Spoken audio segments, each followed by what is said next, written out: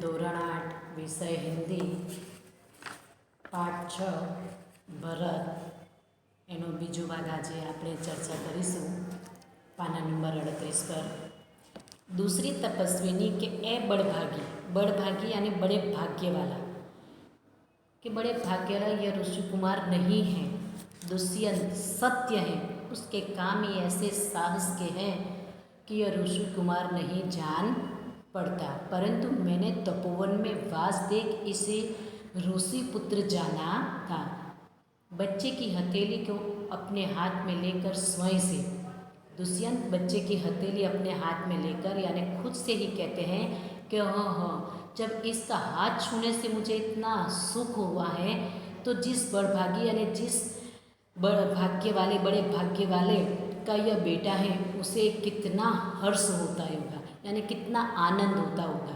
दूसरी तपस्विनी दोनों की ओर देखकर यानी दूसरी तपस्विनी जो है वो दुष्यंत की तरफ भी देखती हैं और बच्चे की तरफ देखकर कहती है बड़े अचंभे की बात है। अचंभा यानी आश्चर्य, विस्मय। दुष्यंत तुम्हें क्यों अचंभा हुआ यानी तुम्हें क्यों आश्चर्य हुआ? दूसरी तपस्विनी इसलिए हुआ कि इस बालक की और तुम्हारी यानी दुष्यंत की और बालक की सूरत यानी चेहरा बहुत मिलती है दोनों की, और तुम्हें जाने बिना ही इसने तुम्हारी बात मान ली।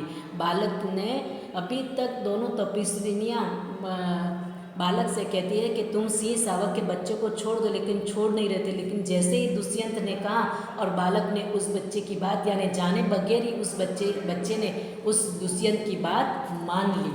दुष्यंत बच्चे को गोद में उठाकर दुष्यंत ने बच्चे को क्या किया? गोद में उठा। हे तपस्विनी, जो यह ऋषि कुमार नहीं है तो किस वंश का है यानी कौन से वंश का यानी कहाँ का ये पुत्र है?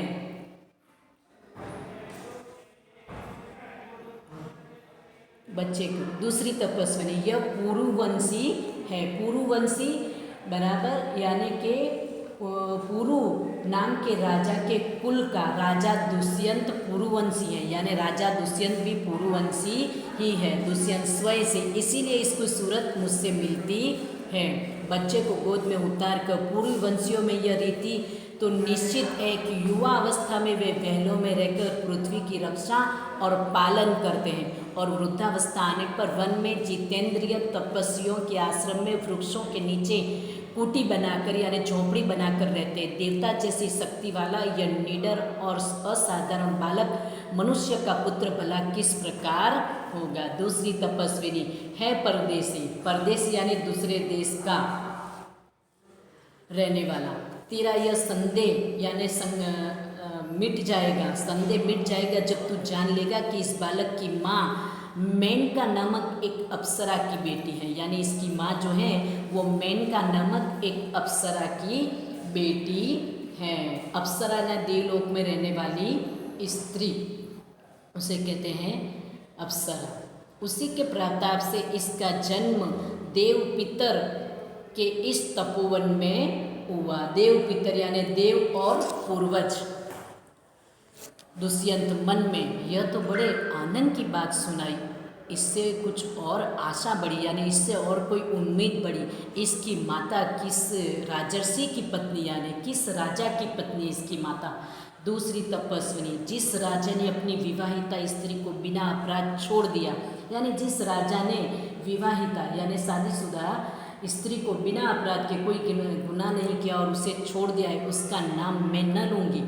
दुष्यंत स्वयं से यह कथा तो मुझ पर लगती है यानी दुष्यंत अपने आप से कहते हैं कि यह कहानी तो मुझ पर ही लगती है यानी मेरी ही है। भला अब इस बालक की माँ का नाम पूछूं? पहली तपस्विनी मिट्टी का मोर लेकर आई। मिट्टी का मोर। पहली तपस्विनी है सर्वदमन यह शकुंतलावण्य देख। शकुंतलावण्य यानी मिट्टी का मोर। बालक बड़े चाव से एकदम बराबर होकर बड़े चाव से कहता है कहाँ है शकुंतला?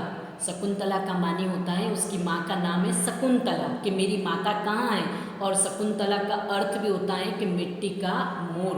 दूसरी तपस्विनी हंसती हुई यहाँ तेरी माता नहीं है तो इस नाम से धोखा खा गया सर्वदमन। मैंने तो कहा था मिट्टी के मोर को देख।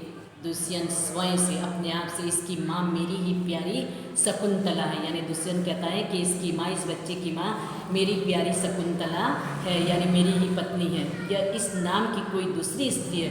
यह वृत्तांत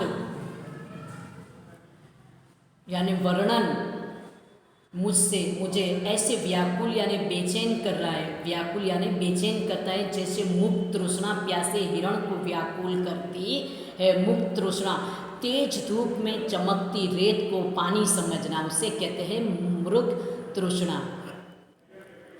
व्यासे हिरण को व्याकुल करती है, बेचैन करती है। बालक खुश होकर मुझे यह मोर बहुत अच्छा लगता है, खिलौना ले लेता है। पहली तपस्विनी घबरा कर, ओहो बालक की बाह से रक्षाबंधन कहाँ, यानी बालक की बाह पर रक्षाबंधन बंधा हुआ था। दुष्यंत घबराओ मत,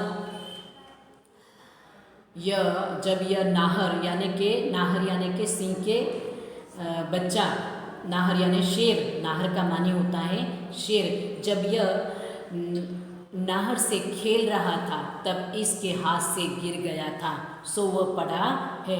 मैं उठाकर तुम्हें दिए देता हूँ। उठाने के लिए झुकता है। पहली तपस्विनी, अरे अरे मत उठाओ, इसे मत छूना। दूसरी तपस्विनी, ओहो इसने तो उठा ही लिया।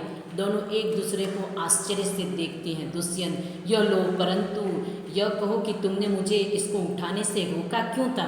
दूसरी तपस्विनी, इस रक्षाबंधन का नाम अपराजित है। जिस समय इस बालक का नामकरण हुआ था, नामकरण यानी नाम रखने की विधि, उसे कहते हैं नामकरण, तो हुआ था, तब महात्मा मरीचि के पुत्र जिसका नाम है कश्यप, महात्मा मरीचि के पुत्र कश्यप ने यह धागा दिया था। इसका गुण है कि कभी यह धरती पर गिर पड़े तो इस बालक के माता पिता को छोड़कर इसे कोई दूसरा न उठा सके। दुष्यंत, ओ और जो कोई उठा ले तो क्या हो। पहली तपस्विनी, तो यह तुरंत सांप बनकर उसे डसता है। दुष्यंत, तुमने कभी ऐसा होते देखा है।